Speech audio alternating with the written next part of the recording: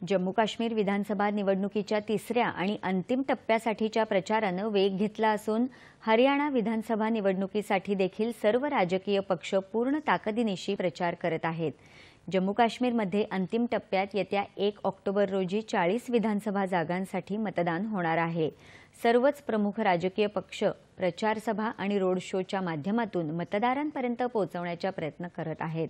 पंतप्रधान आणि भाजपाचे ज्येष्ठ नेते नरेंद्र मोदी आज जम्मूमध्ये एका भाजपाच्या विजय संकल्प रॅलीला संबोधित करणार आहेत, तर काँग्रेस नेत्या प्रियंका गांधी देखील बिलावर आणि बिश्वह इथे प्रचार सभा घेणार आहेत। काँग्रेसचे अध्यक्ष मल्लिकार्जुन खरगे आज जसरोटा आणि रामनगर इथे सभा घेणार आहेत।